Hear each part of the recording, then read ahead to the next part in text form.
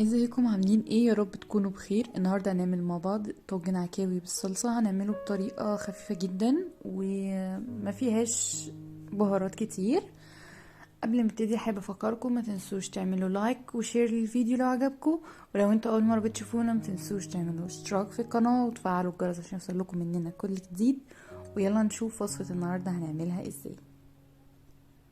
اول حاجه عندي هنا انا في حله سخنتها كويس جدا وضفت مكعب من الزبده ومعلقتين من زيت الزيتون. هقلبهم مع بعض لحد ما يسيحوا، وبعد كده هبدا اضيف العكاوي بتاعتي.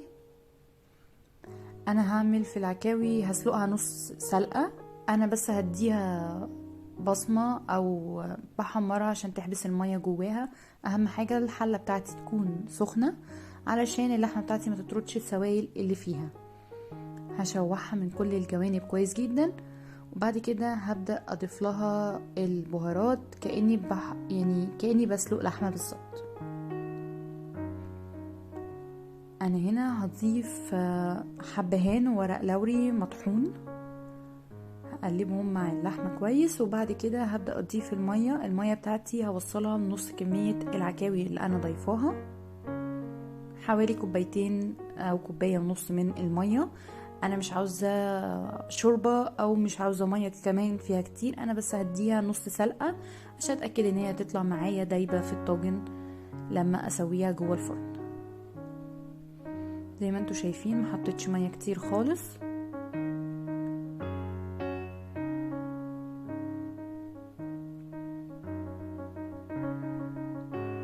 بعد كده هنا انا كنت ناسية اضيف الفلفل، ضفت الفلفل وبعد كده اقلبه معاهم، وهسيبها على النار حوالي نص ساعة او لحد ما اقطع الخضار واحضر الصلصة اللي هعملها للعكاوي.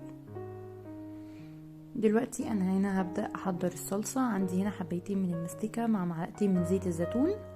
هقلبهم لحد ما المستكة بتاعتي تسيح خالص.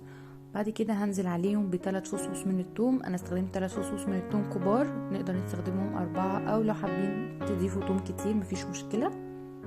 مقطعهم شرايح زي ما انتوا شايفين، انا مش هستخدم ثوم مفروم.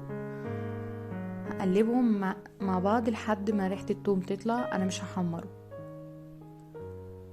مجرد ما ريحة الثوم تطلع عندي هبدأ اضيف شرايح البصل اللي انا مجهزاها. دول بصلتين مقطعاهم شرايح.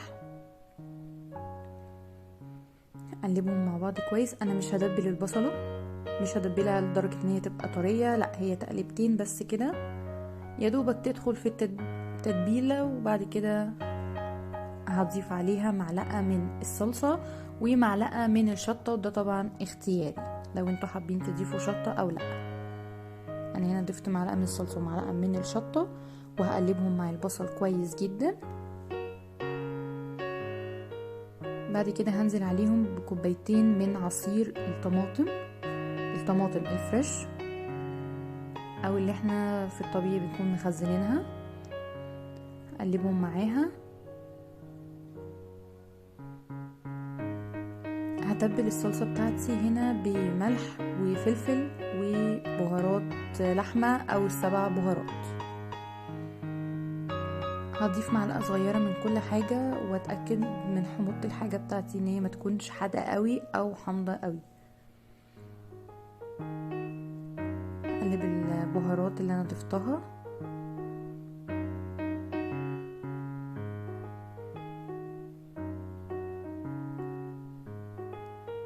وكمان هضيف للصلصة بتاعتي معلقة صغيرة من السكر علشان تكسر الحموضة بتاعت الصلصة.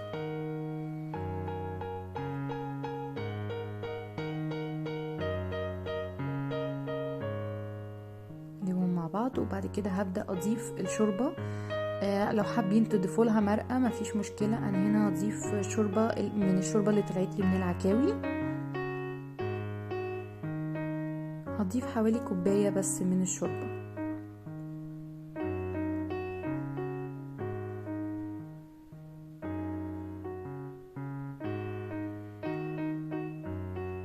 هقلب الصلصة بتاعتي، وبعد كده هغطيها واسيبها لحد ما تغلي، بس مش عايزة اكتر من كده. انا هسيبها بس لحد ما تغلي او تقلب، وبعد كده هضيفها للعكاوي بتاعتي وادخلها الفرن. زي ما انتوا شايفين مادام وصلت للغليان ده خلاص انا هطفي عليها.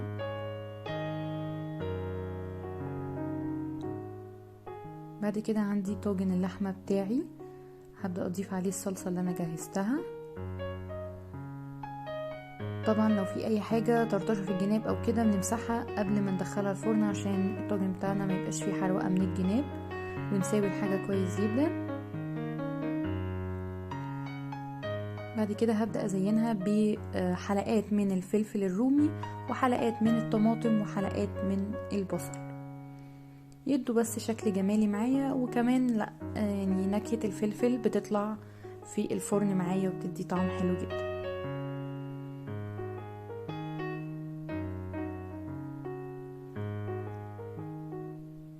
هبدأ اقفل الطاجن بتاعي بالفويل كويس جدا علشان يكمل سوا جوه، والخضار بتاعي طبعا اللي على الوش ما يتحرقش لان اللحمه لسه هتكمل سوا، والصلصه كمان لسه هتتسبك معايا شويه في الفرن. هدخله الفرن على اعلى حراره وهسيبه لمده 45 دقيقه. وده كان شكل الطاجن النهائي. يا رب تكون وصفه النهارده عجبتكم. هستنى رايكم تكتبوه لنا في الكومنتات تحت الفيديو. متنسوش تعملوا لايك وشير للفيديو لو عجبكم. لو انتوا اول مره بتشوفونا متنسوش تعملوا اشتراك في القناه وتفعلوا الجرس عشان يوصل لكم مننا كل جديد، واشوفكم في فيديو جديد. سلام.